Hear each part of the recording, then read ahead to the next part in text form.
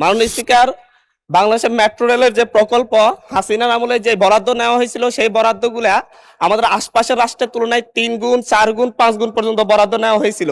তখনকার দুর্নীতি নিয়ে আমাদের বর্তমান সরকারি দলে থাকা লোকজন সহ তারা তখন বিরোধী দলে ছিল, অনেক কথা বলেছিলেন।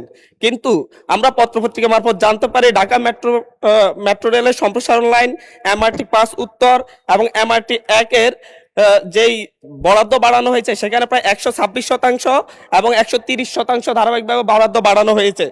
এবং 42.5 মেগাওয়াটের বর্জ্য থেকে বিদ্যুৎ প্রকল্পের নির্মাণ ব্যয় ধরা হয়েছে $467 মিলিয়ন, যা আমাদের রূপপুর পারমাণবিক বিদ্যুৎ কেন্দ্রের তুলনায় প্রায় প্রতি মেগাওয়াট ভিত্তিক প্রায় 3 গুণ 3.5 গুণেরও বেশি।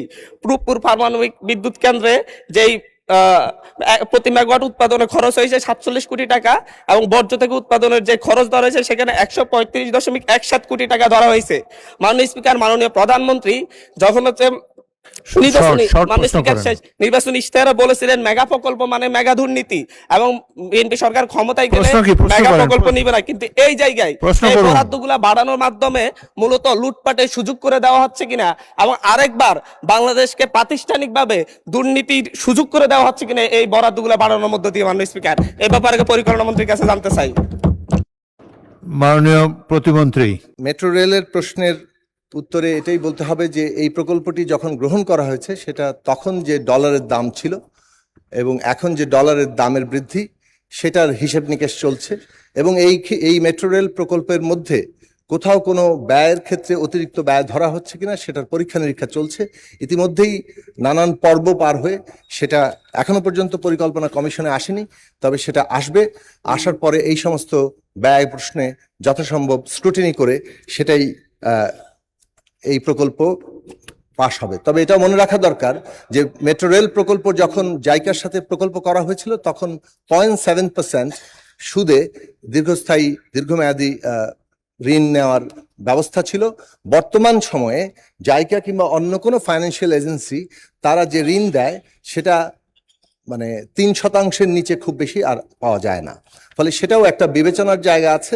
এবং ঢাকা শহর যে ধরনের যানজটের পরিস্থিতি, তাতে মেট্রো রেলের মতো প্রকল্প ছাড়া, অর্থাৎ এই প্রকল্পে যেহেতু মাটির নিচে মানে ভূগর্ভস্থ এবং ভূপরিস্থ দুইভাবেই চলমান হবে, সেটার প্রয়োজনীয়তা নিয়ে আর কোনো প্রশ্ন তোলার কোনো সুযোগ নেই, কেননা ঢাকার ব্যবস্থাপনার জন্য অত্যন্ত জরুরি। তবে সেই ক্ষেত্রে ব্যয় এবং সময়সীমা এবং টেকনোলজি ট্রান্সফার সমস্ত বিষয়গুলো মাননীয় প্রধানমন্ত্রী ইতিমধ্যেই নির্দেশনা দিয়েছেন এবং সেগুলো যথাসম্ভব পরীক্ষা নিরীক্ষা করা হচ্ছে এবং সর্বোচ্চ পরীক্ষা নিরীক্ষা করে কোনো রকম অতি ব্যয়ের সুযোগ না রেখেই এই প্রকল্প বাস্তবায়নের উদ্যোগ নেওয়া হবে। আর এক লাইনে আরেকটি প্রশ্ন বলি, যেটা বলা হয়েছে যে বর্জ্য থেকে বিদ্যুৎ উৎপাদনের প্রশ্ন।